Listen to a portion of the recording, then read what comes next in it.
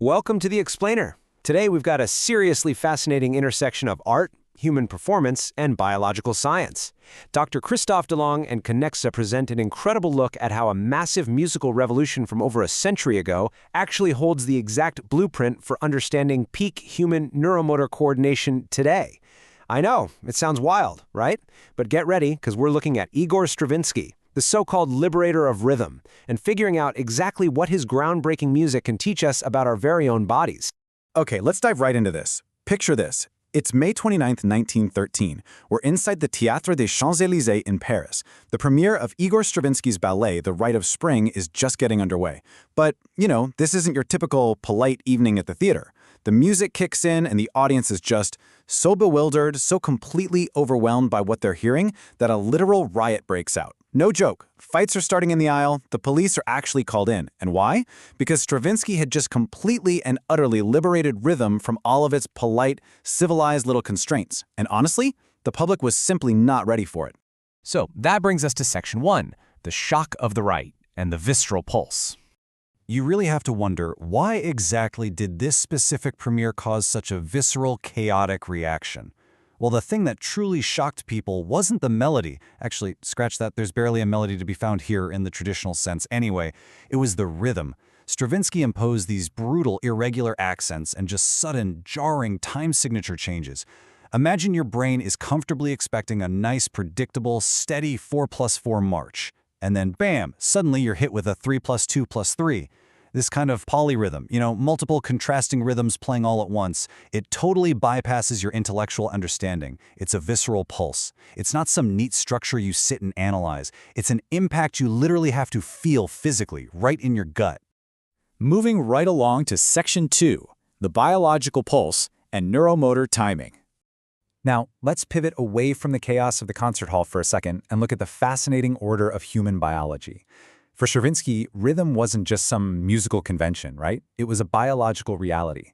It's the primitive, driving pulse of the human body, this brilliant legacy we've inherited from literally millions of years of evolution. Think about it. When a rhythm is truly dialed in, your body recognizes it instantly, way before your conscious mind has even had a split second to process it. Every single movement we make has an internal rhythm. When it's correct, you feel powerful, you feel efficient, but when it degrades, you just get that feeling that something is fundamentally off. And this brilliantly illustrates our next core concept. In the Rite of Spring, you have multiple rhythmic layers coexisting completely independently. The melody, the bass, the ostinatos, which are just repeating musical phrases, by the way, they're all doing their own thing, but they all converge beautifully into one global pulse. And guys, this is the exact perfect model for human neuromotor coordination.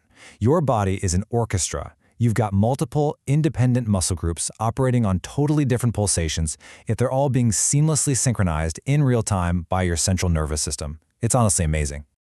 This takes us into Section 3, biomechanics and false rhythms.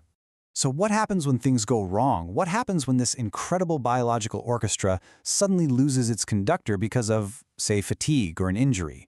While Stravinsky was famous for dropping unexpected accents exactly where his listeners least anticipated them, which generated immense musical tension, in our bodies we experience the exact same thing through what biomechanics calls displaced accents. This is when a muscle fires just a fraction of a second too early, or maybe a joint tries to absorb a shock at totally the wrong moment. These are bodily compensations. And just like displaced accents create violent musical tension, these physical misalignments create severe mechanical tension.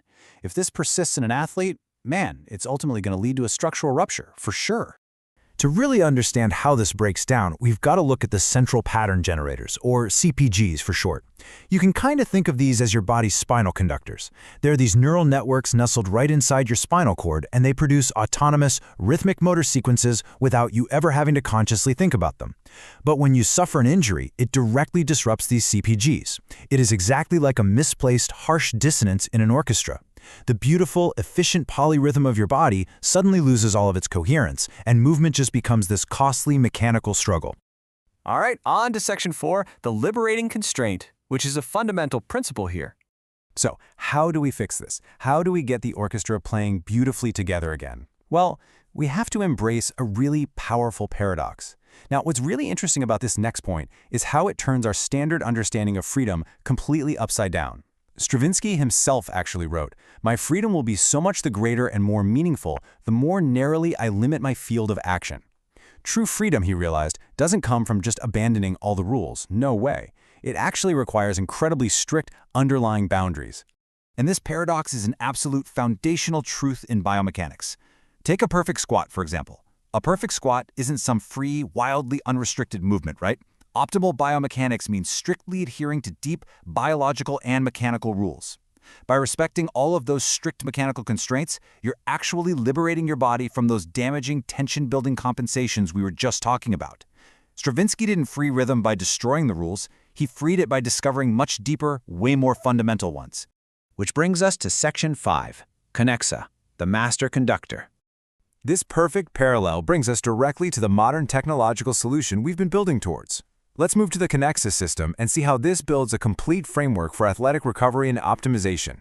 Kinexa basically operates on 3 foundational pillars. First up, it measures the biological pulse. That's the literal neuromotor timing that's orchestrating an athlete's movement. Second, it identifies dissynchronized layers, whether that's postural, respiratory, or locomotor, and it restores that bodily polyrhythm. And finally, it seeks out those deeper rules we mentioned, restoring the body's natural, efficient coherence. What this all really boils down to is a shared pursuit of truth. Just as Stravinsky realized that the true biological pulse went way deeper than standard musical conventions, Kinexa operates on the principle that the optimal neuromotor pattern exists far, far beneath the surface of an athlete's apparent visible movement.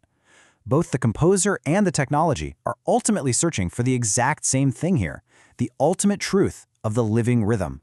So the crucial point is this. We all move through life relying on these deeply embedded evolutionary rhythms, and yet we rarely pause to tune our own orchestra.